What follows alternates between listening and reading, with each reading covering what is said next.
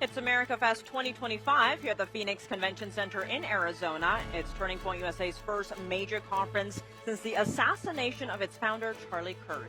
And as you can see behind me, the booths are set up and the venue is filling up. It's the largest AmericaFest in Turning Point history. Tonight through Sunday, we'll be hearing from some of the biggest names in the conservative circle. So be sure to stay with us all night. Our special coverage starts right now with NTD Evening News. This is a special presentation of NTD Evening News, coming to you live from Phoenix, Arizona at Turning Point USA's annual AmericaFest conference. Here is your host, Tiffany Meyer. And we're coming to you live from Phoenix, Arizona, where AmericaFest 2025 is underway. People are lining up behind me, as you can see, to listen to the first speakers of the night, including Turning Point CEO Erica Kirk. The excitement is palpable here tonight. I'm Tiffany Meyer, and a lot of exciting coverage coming your way, starting this evening all the way through Sunday. But first, a look at our top stories.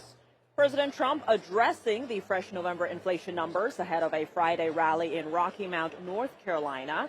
Meanwhile, the Kennedy Center Board votes to honor Trump by adding his name to the venue.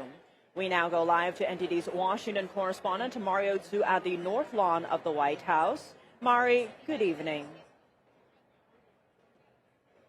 Tiff, good evening to you over there in Arizona. And that's right.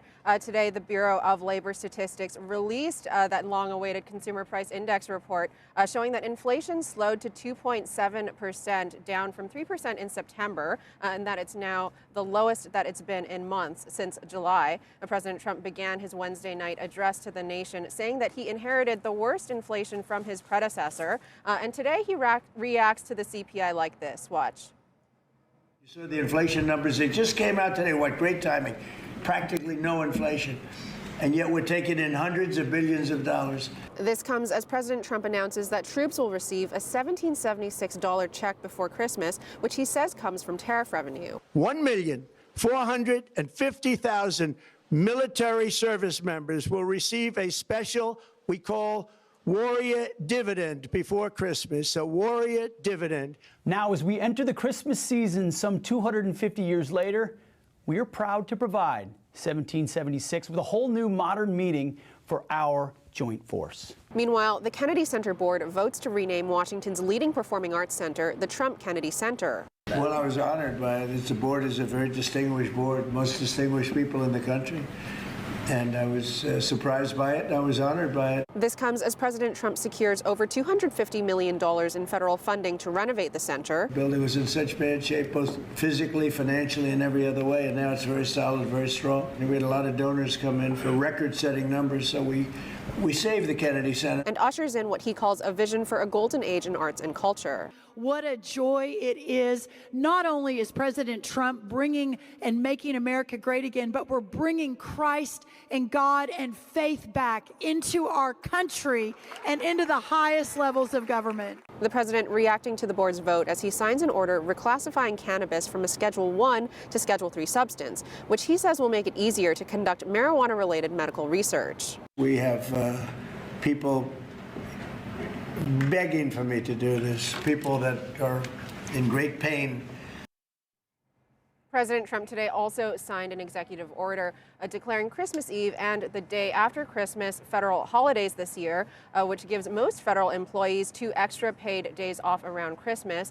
And because Christmas falls on a Thursday, this creates a 5-day weekend for most federal workers in executive agencies. And tomorrow, President Trump is expected to take his administration's messaging to a rally in Rocky Mount, North Carolina. He says to expect a speech not unlike his address to the nation last night when he touted his economic agenda and successes in securing the border. Tiff, back to you.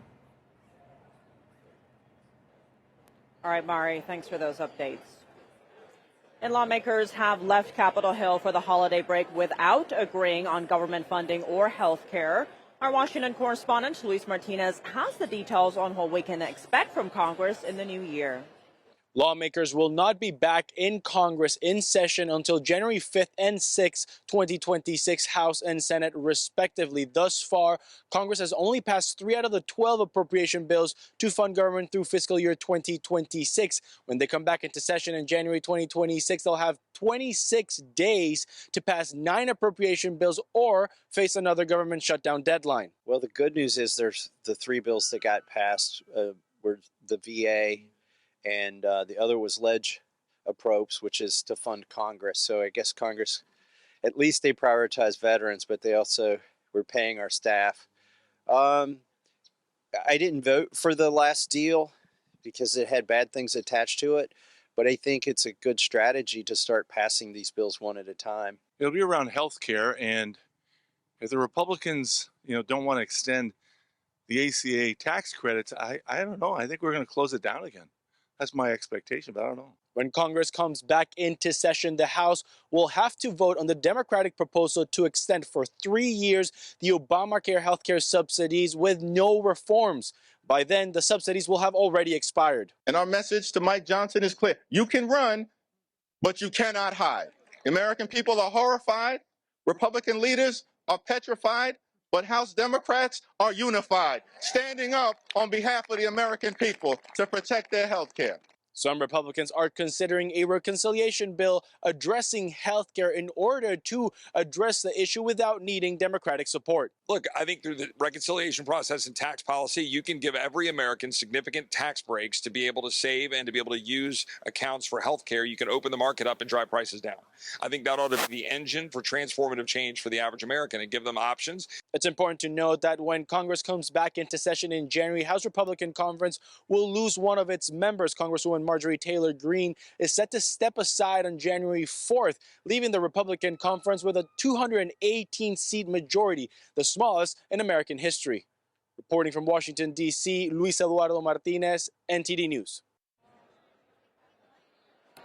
In Australia, residents held a funeral for the youngest victim of Sunday's Hanukkah shooting, a 10-year-old girl.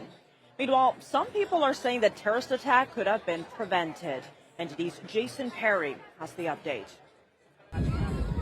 The family of the youngest victim of the terrorist attack in Australia released this video, which was filmed before Sunday's shooting at Bondi Beach. It shows a Jewish rabbi performing a religious ritual, securing small boxes that contain Bible verses to a man's arm and head, while the man's 2 daughters watch nearby. Tragically, 2 terrorists later shot and killed the rabbi and the man's daughter wearing the yellow dress named Matilda. Hundreds of people attended her funeral in Sydney on Thursday. Israel's ambassador to Australia said he wasn't sure he could express how he felt and said this. I have a 10-year-old granddaughter, and when I see Matilda, I see my own Ori granddaughter. I'm speechless. And another woman said this. As her Auntie Lena was saying everywhere, spread the smile, spread the light, and spread her happiness. A survivor of Sunday's attack, Arsen Otrovsky, said after the shooting started, he realized his family was about 20 to 30 yards away towards the shooter. So I stood up and I started to run towards them, and I got hit. Blood started gushing everywhere. I put my hand on my head. I took a picture of myself as I was bloodied on the ground to send to my wife. Love you. The only 2 words. The only 2 words that matter. A local resident shared his thoughts as well. It could have been avoided. This whole thing could have been avoided, I mean, anti-Semitism has now been brewing in Australia for over 2 years. They keep letting people into this country who don't want to assimilate with Australian values. Meanwhile, the ISIS terrorist group called the Hanukkah shooting a, quote, source of pride, but did not claim responsibility for the attack, which killed 15 people and injured more than 40. Australian Prime Minister Anthony Albanese said the country was taking action to combat what he called an evil scourge. The Minister for Home Affairs will also have new powers to cancel or reject visas for those who spread hate and division in this country or would do so if they were allowed to come here. Also on Thursday, Bondi Beach, where the shooting took place, was reopened to the public. Jason Perry, NTD News. U.S. officials are reportedly set to hold separate meetings with representatives of both Russia and Ukraine this weekend. President Trump says he hopes the peace process can keep moving forward. NTD's international correspondent, Arian Posdar, has the latest. There's a meeting this weekend on Ukraine in Florida. What are you hoping will come out of that meeting? Well, they're getting close to something, but I hope Ukraine moves quickly. I hope Ukraine moves quickly because Russia's... President Trump saying Russia and Ukraine have to move fast to end the fighting. According to the president, every time Ukraine waits for too long to accept the deal, Russia changes its mind, and vice versa. According to multiple outlets, an administration official says that U.S. envoys are set to meet with Russian counterparts in Miami over the weekend. A Russian spokesman was asked about the reports on Thursday. We are indeed preparing certain contacts with our American counterparts in order to obtain information about the results of the work that has been done. The spokesman says Russia wants to learn more about the progress made in talks between the US, Europe and Ukraine. And Ukrainian President Vladimir Zelensky, meanwhile, announcing that a team of Ukrainian representatives is already on its way to the US. On Friday and Saturday, our team will be in the United States. They're already on their way. The Americans are expecting them. According to the Ukrainian president, there are no final aligned peace proposals for now. He again asked partners to strengthen Ukraine in case Russia refuses to stop the fighting. Meanwhile, in Brussels, the European Union is intensifying talks on whether to use frozen Russian assets to aid Ukraine. Either money today or blood tomorrow. Many European officials say supporting Ukraine is necessary so Russia isn't successful and won't expand the war across more European countries. Their goal was to make a decision during a Thursday summit on whether to provide Ukraine with a multi-billion-dollar loan from Russian assets. We have to find a solution today. We will not leave the European Council without a solution. Ukraine says it might suffer a foreign aid shortfall of over $50 billion in 2026. According to Zelensky, Kiev is facing significant cuts to drone production and will have fewer drones than Russia if Kiev doesn't receive the loan. So far, the EU hasn't published any official announcement on a decision made on Thursday. Arian Pastar, NTD News. We'll be right back with more coverage live from Turning Point's AmericaFest in Phoenix, Arizona. Don't go away.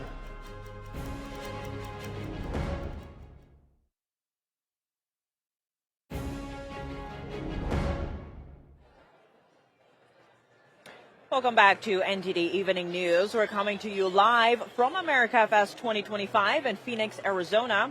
Health officials move to bar gender transition procedures for minors. Health Secretary Robert F. Kennedy Jr. says hospitals could lose Medicare and Medicaid funding if they're not in compliance. The department is also moving to reverse the previous administration's attempt to classify gender dysphoria as a disability. NTD correspondent Jason Blair reports. So-called gender-affirming care has inflicted lasting physical and psychological damage on vulnerable young people. Health and Human Services Secretary Robert F. Kennedy Jr. announces a new rule effectively banning hospitals from performing gender transition procedures on minors. Sex-rejecting procedures are neither safe nor effective treatment for children with gender dysphoria. Penalties include cutting Medicaid and Medicare funding for hospitals that don't comply. A second rule prohibits Medicaid money from funding these procedures. Kennedy also announces that the HHS is removing gender dysphoria from being classified as a disability. The Biden-era amendments that designated gender dysphoria as a disability serve the commercial interest of a predatory, multi-billion-dollar industry that betrayed the original intention of those laws. FDA Commissioner Marty McCary says that the FDA also sent a warning letter to 12 manufacturers and retailers for, quote, illegal marketing of breast binders for children for the purpose of treating gender dysphoria. Breast binders are a Class 1 medical device with legitimate medical users, such as being used by women after breast cancer surgery. And these binders are not benign. Long-term usage has been associated with pain, compromised lung function from atelectasis collapse, and even difficulty breastfeeding later in life. DHHS says that from 2016 to 2019, the amount of sex transition procedures performed on children tripled. Today's revenue for sex-rejecting drugs and surgeries in 2023 were estimated in one study to exceed $4.4 billion and on track to exceed $7.8 billion by 2030. The department says that the ban on gender transition procedures on minors will have a 60 to 90-day comment period before being finalized, and the removal of gender dysphoria from the classification of a disability will have a 30-day comment period before finalization. Reporting in Washington, D.C., Jason Blair, NTD News. Plans for America's 250th birthday celebration are already underway. The Freedom 250 initiative says it will reignite the pioneering spirit and triumph that defines America. NTD's David Lamb has more on what to expect in 2026. Americans are expecting an epic celebration of the nation's 250th birthday in 2026. President Trump launched the Freedom 250 initiative on Thursday. It's the national nonpartisan organization leading the celebration. It's called Freedom 250. Working with states, companies, and organizations across the country, we will renew the patriotism, pride, and pioneering spirit of America. There's currently a Freedom 250 Trail to Independence tour to explore American history taking place through May of next year. Freedom 250 has announced a list of upcoming signature moments and events. We can expect the following. From December 31st through January 5th, the iconic Washington Monument will be illuminated to kick off the new year. And next spring, we will host a major prayer event on the National Mall to rededicate our country as one nation under God. On May 25th, Freedom 250 will unite with the Spirit of America Parade to honor fallen soldiers for Memorial Day. From June 25th through July 10th, the Great American State Fair will transform the National Mall with food and culture from all 50 states. A landmark 4th of July event will feature a major address by the president, a military flyover, and a fireworks finale. In the fall, we will host the first ever Patriot Games, an unprecedented 4-day athletic event featuring the greatest high school athletes, one young man and one young woman from each state and territory.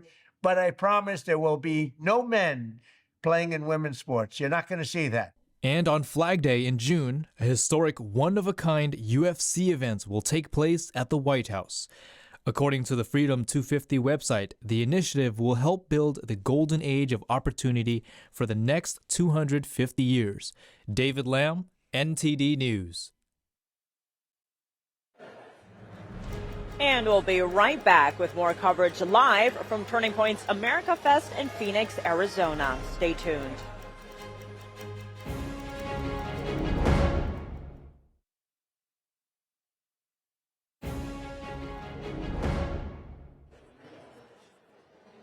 Welcome back to NTD Evening News. We're coming to you live from AmericaFest 2025 in Phoenix, Arizona. It's Turning Point USA's first major conference since the assassination of Charlie Kirk. We're expecting many high-profile speakers later tonight, including Turning Point CEO Erica Kirk and Ben Shapiro. But first, a new development in the manhunt for the Brown University shooter. Officials told NBC today that the person of interest wearing a mask and seen in several videos has been identified. Meanwhile, a press conference scheduled for 4 p.m. has been delayed. NTD's Arlene Richards has more. It's been 6 days since a suspect gunned down students in a classroom at Brown University, injuring 9 and killing 2. Providence police and officials face mounting pressure to identify and locate the person who was still at large and deemed armed and dangerous. On Thursday, officials told NBC that a person of interest seen in multiple video footage wearing a mask and dark clothes has been identified. A press conference was delayed. Meanwhile, investigators are searching for a second person who crossed paths with the person of interest. Investigators said the individual was near the person of interest on Saturday before the shooting occurred. Police are also investigating possible ties between Saturday's shooting at Brown University and Monday's slaying of a professor at the Massachusetts Institute of Technology. Providence police released a new map on Wednesday that shows the streets where the person of interest was seen on video footage the day of the attack. The person is wearing a mask or has his head turned in the footage. Streets marked in green indicate locations where the individual was present hours before the shooting. Streets marked in red indicate locations where the person of interest was present immediately after the shooting. And the blue zone identifies the area where investigators are seeking more camera footage from residents. Rhode Island Hospital provided an update Thursday on the condition of the students injured during the attack. Of the 9 patients treated, a spokesperson said 6 are in stable condition and 3 have now been discharged. 2 other students, Ella Cook and Muhammad Aziz Umerzakov, were killed. Ella was a sophomore from Alabama. Services will be held at 11 a.m. Monday at Cathedral Church of the Advent in Birmingham, Alabama. Muhammad Aziz was in his first semester at Brown. He was a naturalized citizen from Uzbekistan living in Virginia. His family wanted his body returned to Virginia as soon as possible, where they are expected to give him an Islamic funeral. Arlene Richards, NTD News. The U.S. has approved the largest weapons sale to Taiwan yesterday at $11 billion. This comes as tensions are higher than ever with the Chinese Communist Party's aim to take over the island. NTD's Washington correspondent Jack Bradley has the details. In the face of mounting pressure from the Chinese Communist Party, the U.S. approved the largest weapons package to Taiwan on Wednesday. The U.S. is selling Taiwan a record $11.1 billion worth of arms. Now, that includes missile defense systems, rocket launchers, anti-tank missiles, armed drones, and several other pieces of equipment. Now, the State Department has already approved the arms package, but it still needs final approval by Congress, which can either block or alter the sale if it wants to. But defending Taiwan has widespread support from both parties in Congress. And the Pentagon says that the arms sales serve U.S. national, economic, and security interests. And this is the second U.S. arms sale to Taiwan over the past year. The Trump administration recently released a national security strategy which says that the U.S. is prioritizing deterring a conflict over Taiwan by preserving military overmatch against China. It's our job to make sure Beijing sees unquestionable U.S. military strength that, if necessary, can back up our national interests. This administration is going to help those that help themselves. It's also, said another way, I would say that in order to have some say, they're going to want you to pay. They're going to want you to put some money on the table. Why? Because it's an investment in your own defense, in protecting your own territorial integrity and national sovereignty. Last month, Taiwan's president announced an extra $40 billion in defense spending, specifically to build an air defense system to guard against the CCP.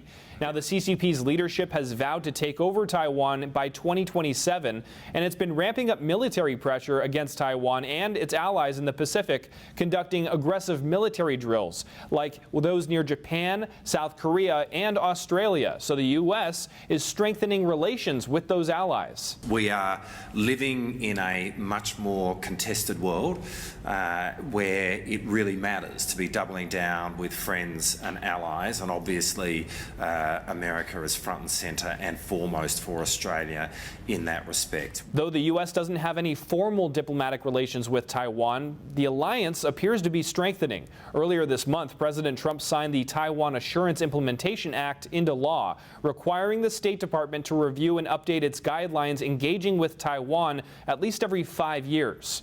Reporting by Jack Bradley, NTD News.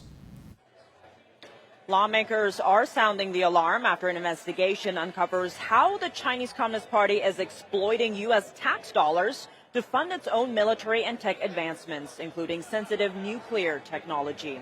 NTD's Melina Weisskopf reports.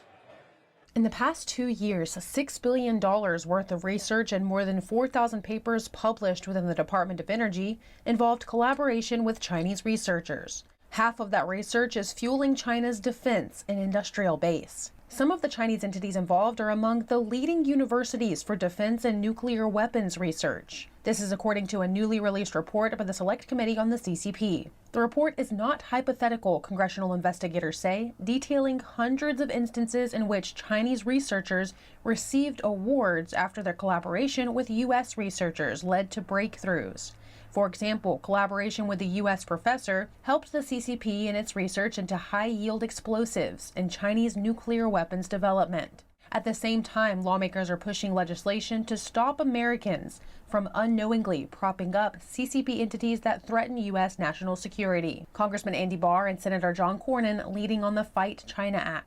We're codifying President Trump's America First investment policy with this legislation, which will stop the flow of capital and know-how into these sensitive technologies that threaten our national security. The chairman of the China Committee described the situation as deeply alarming and called on the Department of Energy to stop the exploitation and protect hard-earned taxpayer dollars. To address this, lawmakers are calling for tighter rules, like requiring the government to disclose research ties with China. The Department of Energy said it's reviewing the report and vows to ensure the integrity and security of DOE programs. Reporting from Washington, D.C., Melina Weisskopf, NTD News. And speaking of China, joining us in person, we have a very special guest, Casey Fleming, CEO of Black Ops Partners. Casey, thank you so much for joining us. Thanks for having me.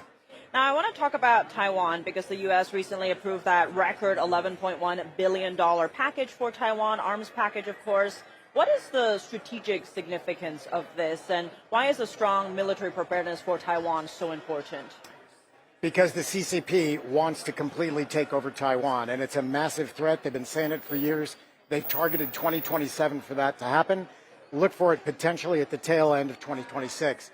It's very important for us to strengthen Taiwan as a democratic free world nation, so it can't be taken over by China. So it's strengthening Taiwan is absolutely the way to go. $11 billion is a drop in the bucket, in my opinion.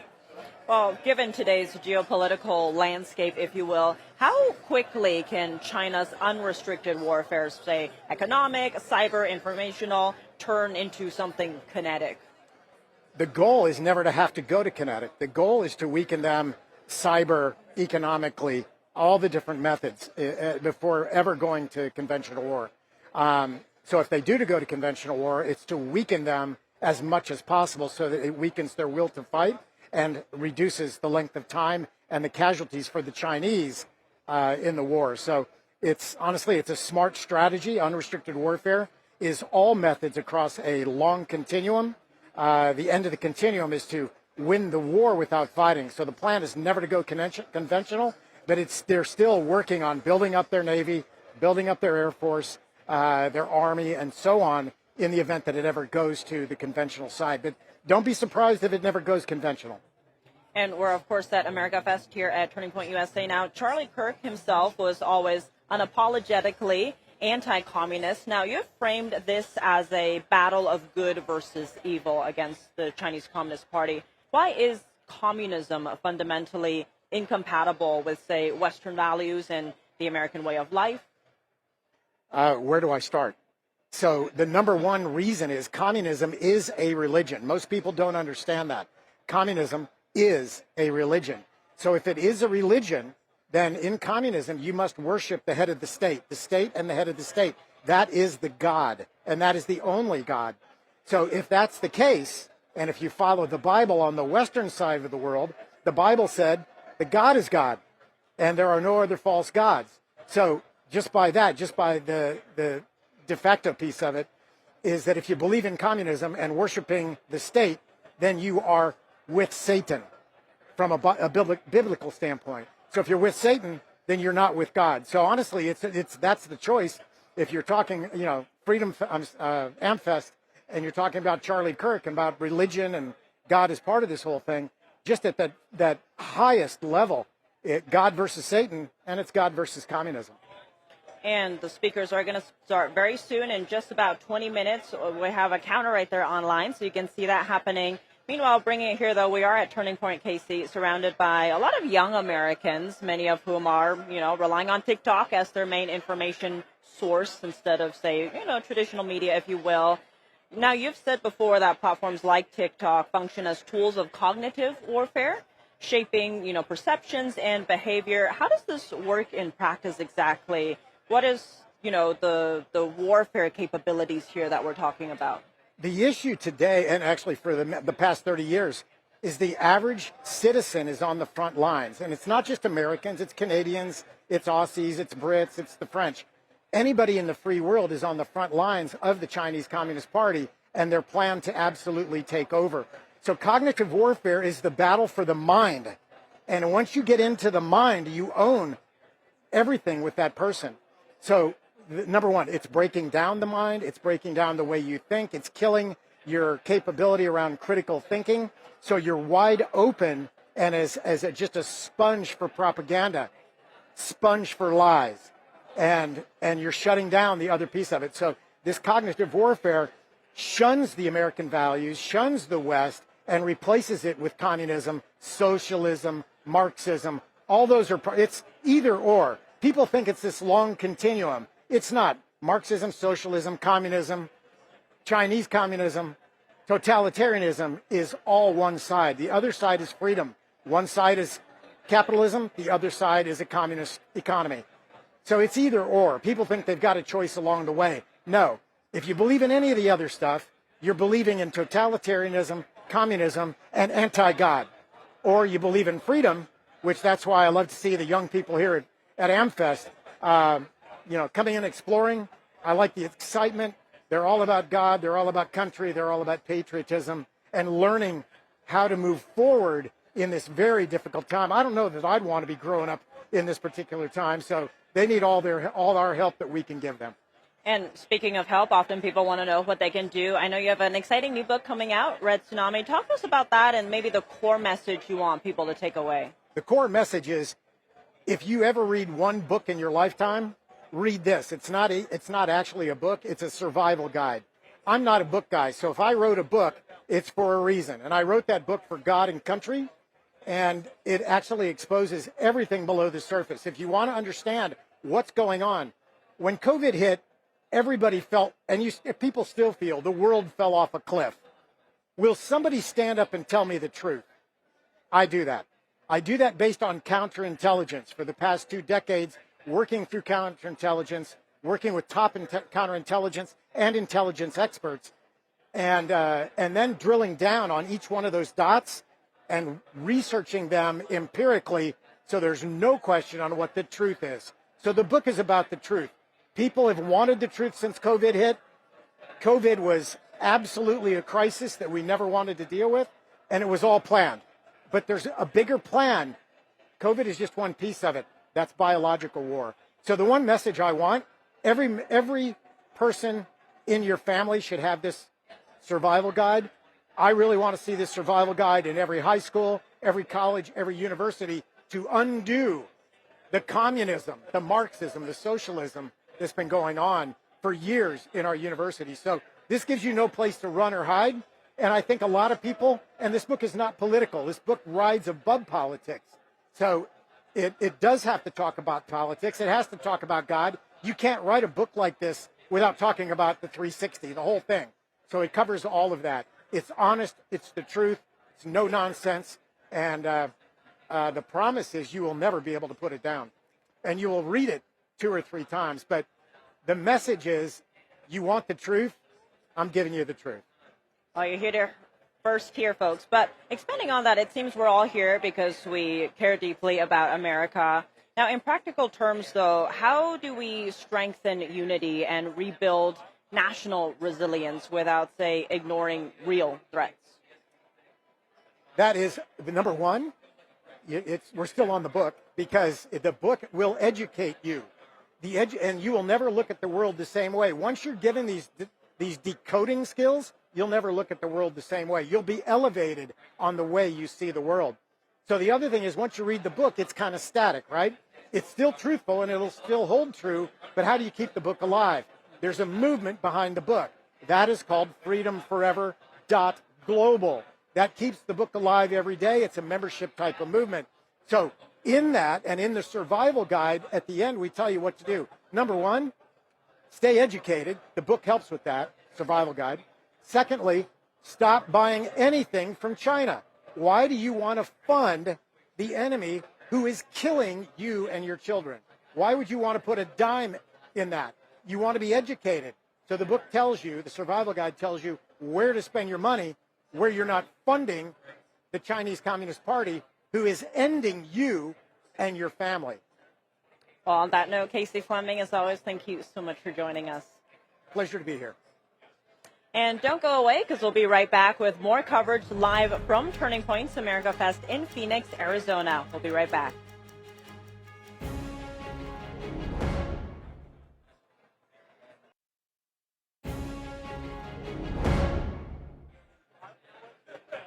Welcome back to NTD Evening News. We're coming to you live from AmericaFest 2025 in Phoenix, Arizona.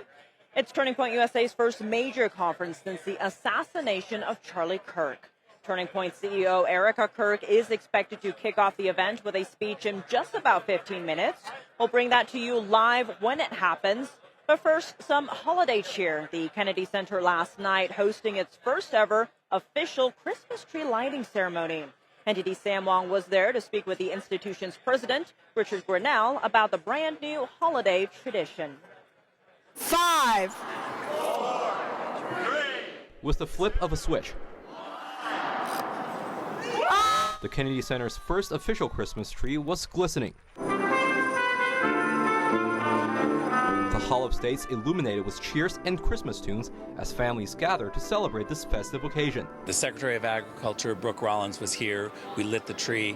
But more importantly, a couple of months ago, she alerted me to the fact that the Kennedy Center was going to get an official tree for the first time. So you see this tree, and it's spectacular. Donated by the U.S. Department of Agriculture, the 18-foot red spruce came from the Appalachian Mountains in Southern Virginia. Starting on this day, the tree lighting ceremony became a new holiday tradition, putting faith and worship front and center at America's cultural institution. It isn't just a beautiful Christmas tree. It has amazing significance. It's an incredible symbol of what we're all doing and why we're here tonight. We're bringing Christ and God and faith back into our country and into the highest levels of government.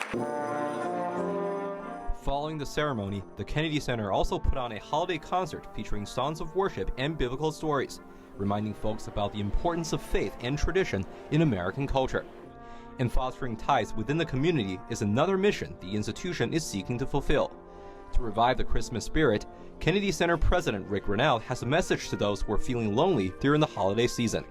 This season is a great celebration for many people, but for some, it's a lonely time. And I would say, come to the Kennedy Center. We have a lot of free events. We have an atmosphere that is welcoming for the entire community, and I bet you're going to meet new people and be able to celebrate together. The Kennedy Center has a series of Christmas activities on its schedule, including free music performances, film screenings, and family workshops. Sam Wong, NTD News, Washington, D.C.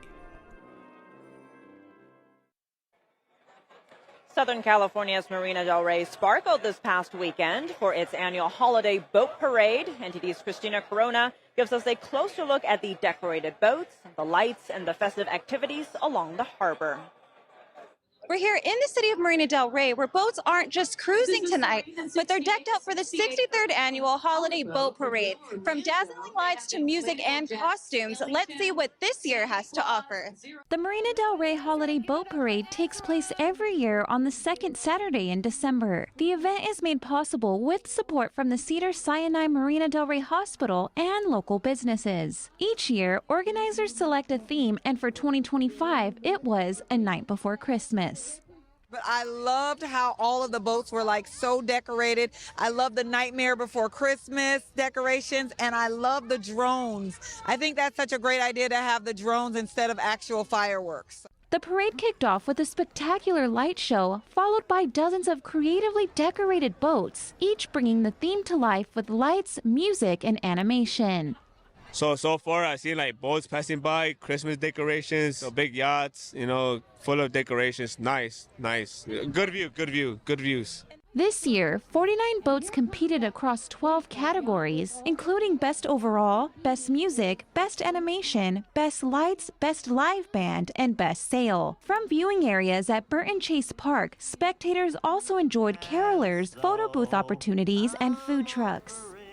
I wanted to come out and just have a great time in the community and have fun and watch all of the beautiful boats and all of the people here. It's just been wonderful. So that's what brought me out. This is my first time here. We also asked spectators which display stood out to them the most. Oh my gosh, I would say the dogs because I'm an animal lover. So I like the dogs that they have in The Nightmare Before Christmas. So that would be my favorite one. I don't have a favorite because I don't want to be biased, and I would give a 10 to everyone that put the effort into it.